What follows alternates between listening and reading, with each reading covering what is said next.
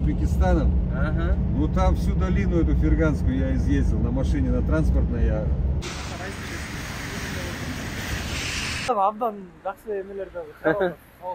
Рахмат. Амин. Кана? Сиз мына эл менен эл барган неме алып барайын, жол менен.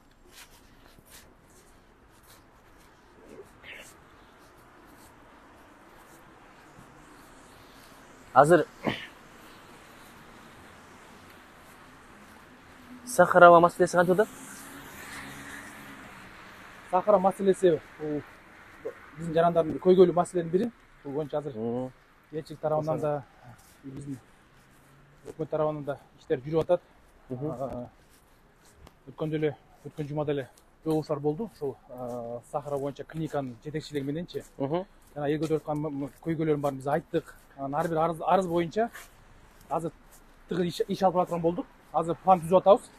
Бүт ар бир жарандардын кайрылуусу боюнча индивидуалдуу иш алып барабыз. Жекече. Канчадан текшерүүдөн өтүптүр? Саламатсыздарбы? Бизге берген маалыматка караганда жылдын башынан баштап 152 000 киши. Ошонун канчасынан чыгып атат? Ошонун 2,5 миңден подозрение болуп, күмөсүн алып, шексин алыптыр да? Немеге жибериптир. Такталганы канча экен? Такталганы 1250. Ошондо 152 000ден 1 000дей адамдан оору чыкканы такталып атат, да? Ооба. Азыр ушундай официалдуу статистика азыр. Мына элдер бул жактан кирет. Анан бул жер бизде жамгыр суукта сууда курак турсун деп неме кылганбыз, чатыр кылганбыз. Ушул жерден туруп, бу жерде немелер бар, мынакей. Бул жака консулдук учетко келгендер кире бека? Консулдук бөлүмдө биз 28дей кызмат көрсөтөбүз. Бул консул учет бул бир эле кызматтын түрү да. Андан тышкарыда биз 28дей кызмат көрсөтөбүз. Мисалы кайсылар? Мисалы паспорт алса болот, узартса болот, жаңы паспорт алса болот, айдоочу күбөлүгүн алса болот, нотариалдык кызматтарды алса болот, ЗАГС кызматтарын алса болот. Шарттарын көрсөк болобу, э? Ооба.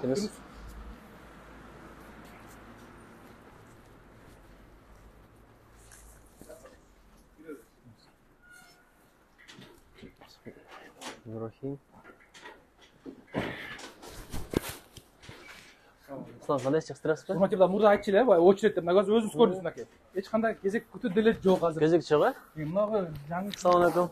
Qandaysizlar? Yaxshirasizlarmi? Qandaysizlar? Assalomu alaykum. Amansizlarmi? Qandaysizlar? Shartlar yaxshi эле бу жерде? Yaxshi элеби? Мындай кезек күтүү тиги бу деген жок, э? Кышта жылуу эле болтабы отурганга? Саламатсыздарбы? Кандайсыздар? Кандайсыздар? Yaxshirasizlarmi? Assalomu alaykum. Жогорку кеңеш депутаты атайын силердин алакарын сурайын деп келиптир. Assalomu alaykum. Ал жакта проблема аябай көп дейт, көзүм менен көрөйүнчү деп атайын келдим. Кандайсыздар? Иштер жакшыбы? 9 адам иштейт экен бул жакта, бул жакта бардыгы нече саламатсыздарбы? Кандайсыздар? Assalomu alaykum. Бул немени жаңы курдук, помещениянычы. Азыр мынакей бул жерде 15дей терезе бар. 15дей терезеде адам менен кабыл алабыз да. Буга ачылганына 1 жыл болду. Мурда бизде 5 эле болчу терезе. Азыр 15 болду.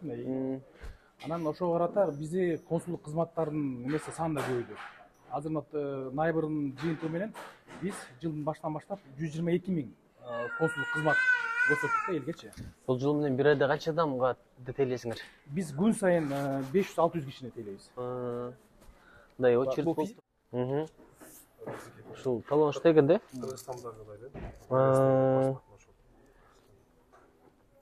Анан мурун билесиз, биз жаранда көчөгө чыгып сүрөткө түшчү, анан кисер купсеп жүрчү. Азыр андай жок. Азыр мына сүрөт бул жерде кабинка. Фото. Ушул жерден сүрөткө түшөт. Тиеден даяр паспорт правда алып кетет. Биз наличный расчет, банк немелер турат, терминалдары. Саламатсыздарбы, кандайсыздар? Тейлөө жакшы эле болтабы? Шарттар өзгөрдүбү? Мындай болбой калды немелер. Жакшы, жакшы. Анан эме, мисалы үчүн кызматкер эмес, биздин жаран келип кызматкерге отурганда ушул жерде бүт эмесин бүтүрүп кетет да. Эч жака биз айдабайбыз. тияк барып бияк барды ошол жерде отургандан кийин бүт мына ксерокопияда акчасында бүт жерин төлөп бир жерден бүтүрүп кетет. Отурган жериненчи. ККМ без наличка бардыгы бар экен, Жакшы. Маркетингер жакшы анан. Саламатсызбы? Жакшыбы? Юридикалык кеңеш бериби? Абдыразаков Даурбек Үсенов, Уланбек Үсенов баласынын акеси болуп. Силер студент кезинде Ерлан болуп мага көп барчу. Эми депутат болуп жатам. Иштериңер жакшыбы? Жакшы, Кудайга шүгүр. Кеңештер алдына 1,5 миллиондой акчаларды Ерланбек алган экен, иш берүүчү менен сүйлөштүм. Бир жуманын ичинде Чечилип атабы? Юр консультация жакшы эле болуп атабы бул жакта? Кадырыңа билип кетесиң. Мурдагыдай очередь жок.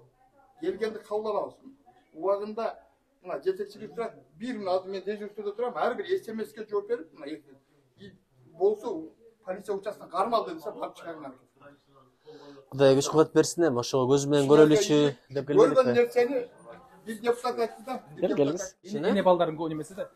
Пампес алмак. Саламатсызбы? Красавица, кандай? Жакшыбы? Жарандарыбыз. Балдарын таштап коюп, кетип калып кеч талкып кетип болгондо. Бир мезгилде бала бакчада турбайсыңарбы? Ооба. Ясли. Валейкум ассалам, кандайсыз? Здравствуйте. Келиңиз. Баштан баштап биздин 152 миң киши ошол сахараны өтүп да, мед обследование.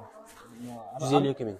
Анын ичинен 2,5 миң кишини биздин жаранды дополнительно жиберген экен, Ленинский проспектке. Ошол 2,5 миңдин ичинен 50%-нен подтверждение болуп да, жанагы подозрениясычы.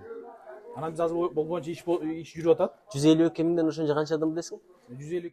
Анан биз азыр бул боюнча генеральный прокуратурага арыз менен кайрылганбыз. Россиянын генеральный прокуратурасы. Алар иш козгоду азыр 2 статья менен. Мошенничество, анан кийин вымогательство деп. Азыр көрсөтүп коюмуз азыр. Киргенмин ал жака.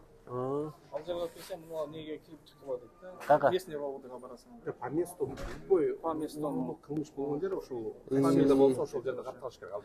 Анда сиз регистрацияңызды качан узартасыз? Ошо чыгыш керек. Узартып туруп барбасаңыз өзүңүзгө кайра, тияк Ошондой болуп атпайбы? незаконно жүрөткөнсүн деп анан кайра өзүңүзгө зыян келип калбасын. Ошол регистрациядан катталган. Баягы бирин-бири алдамай, бирин-бири тонумой. Азыр айтып кыргызды алдап кетиптир. Өкүнүчтүү экен да. 4 адам, Бул жакта негизги функция эмнеде болот ошондо? Издөөдө жүргөндөр менен иштейт. Издөөдө жүргөндөр менен. Келсе, уюшкан кылмыштык топ. Ушуларга каршы. Кудай күч кубат берсин эми, ишиңиздер аябай татаал. Сиздерге дуа тилек кылабыз.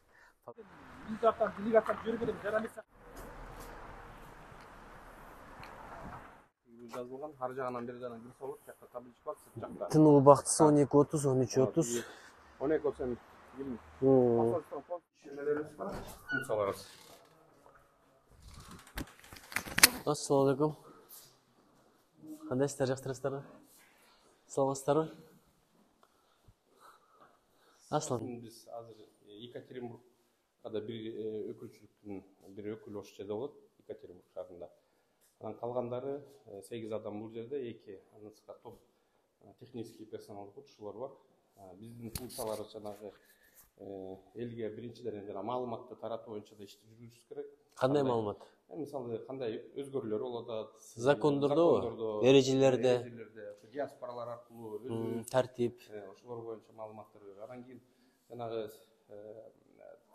мисалы иштеп аткандай договору болсо да болбосо дагы акча төлөбөй койгон учурлар бар, мисалы жарандарга. Мына биз ачылгандан бери 100дөн ашуун жаран бизге кайрылды да, 100дөн ашуун арыз түштү, анын 200дөн ашуун жарандын кайрылуусу мененчи. иштетип айлыгын бербей койгондор да. Айлыгын же жарым жартылай же толук бербей койгон учурлар болгон, ошолор боюнча. Анан жанагы иштөө учурунда кандайдыр бир жаракаттарды алып калса же өлүмгө алып келсе, ошол учурларда да биз компенсация алып берүү, страхование нерселерин карап берүү маселелерде биз эметебиз. Мисалы азырда бизде 2 кызматкер ошо выездде жүрөт. Жаңы эле видеосун жөнөтүп атыптыр, өткөндө ооруп калып эле бир жарандарчы. Ооруп калгандан кийин массово ооруп калгандарына элчиликте чогуу чыкканбыз. Андан кийин биз да бардык. Азыр акчаларын компенсацияларын 100 миңден төлөп берип, видеолорун салып берди.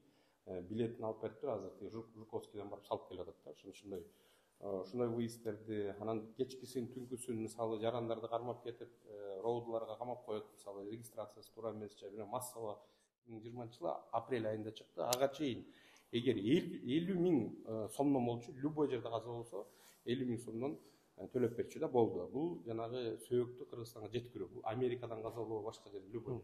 Азыр болсо президенттин указы чыгып, ар бир мамлекетти эсептеп чыккыла деген, ошол боюнча токтом чыккан, өкмөттүн токтому. По факту канча болсун? Канча реально төлөнө турган жол кире канча? 100 000 болсо 100 000, 200 000 болсо 200 000.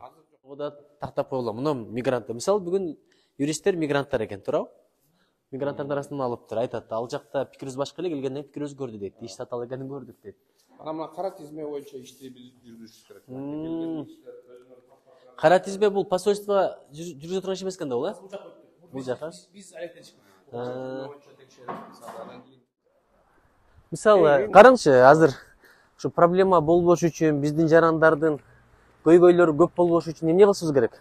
Эми эң башкысы ошо Россия Федерациясынын мыйзамдарын ар бир жаран буяка келип иштейм деп келеби же окуйм деп келеби же башка бир максаттар болсо дагы толук айтылган мыйзамдар. Биз болсо Мыйзамдарды тагаткаш керек. Ал Кыргызстанда деле ошондой, Өзбекстанда, Америкада деле. Мыйзамдар Россия Федерациясы тарабынан жеке биздин жарандар үчүн эмес, жалпы ушул Россияга келип аткан жарандар үчүн. Эми мыйзамды атайын бузуп атабы, кээде биздикилер же билбей бузуп атабы? Билбестиктен болушу мүмкүн. Эми анан бирок мындай чынын айтыш керек. Мына бир топ эле жеңилдиктер да, башка чет элдик жарандарга караганда кыргызстандар үчүн бир топ жеңилдик. Бир союзда болгондон кийин, Евросоюзда болгондон кийинки жеңилдиктер берилген. Булар эми Өзбекстан жараны же Пакистан жарандары. Сиздер ошо как раз алуу маселеси жок, тил билүүдө сертификат алуу маселелери жок. Мисалы биздин правалар ушунча көп мамлекеттер бияка иштеп жүрсө эмес болсо да, өзүбүздө байкасаңыз таксиде кыргыз жарандар көп. Эмне себептен? Анткени биздин правалар буларга толук кандуу иштей берет. Башка бир мамлекетте мындай жеңилдиктер берилген эмес. Бул жерде мына өзүбүз көрүп атасыз, консулдук жанагындай услугалар бул жерден праваларын же паспорттарын алмаштырып берет. Баардык жагынан салыштырмалуу, мындай Тажикстан, Өзбекстан караганда. Сахарова боюнча демек сиздер Россиянын Генеральный прокуратурасына кайрылдыңыздар, туурабы? Азыр коргоо органдары териштирүү жүргүзүп атат. Бул иши козголгон. И Россиянын Здравнадзору. Бул дагы Россиянын жасап турган Росздравнадзор деген орган бар, федеральный орган. Өзүңөр жеке барып сүйлөштүңөрбү алар менен? Ген прокуратура, Росздравнадзор менен, Кудай буйрса, демек иш чыгып атыптыр. Азыр жана түшкөн арыздардын баарын биз Следственный комитетине тергөөчүсүнө берип турабыз, кошумча кылып. Анан мисалы бир жарандарыбыз ошол Сахаровго байланыштуу бир проблемасы болуп атат да. Шек санап атат, туура эмес диагноз коюп койду деп. Эмне кылса болот? Силерге келип арыз жазып берсе болобу? Ооба. Бизге арыз жазсын, биз ар бир арыз боюнча териштирүү боюнча. Анда ошондой өткөндө биз жана надзор, Росздравнадзор менен сүйлөшкөндө ошолор менен да келишкенбиз. Ар бир арызыбызды бизге жөнөткүлө, биз карап беребиз, мыйзам чегинде жоопторду аласыңар деп. Сиздин расмий кызматыңыз кандай деп аталат? Биз болсо ошол эмгек, социалдык камсыздоо жана миграция министрлигинин Россия Федерациясындагы өкүлчүлүгүнүн жетекчиси болом да. Чоң кызмат. Сиздикичи, Манас мырза? Мен Кыргыз Республикасынын Россия Федерациясынын элчилигинин консулу болом. Консул, дипломат.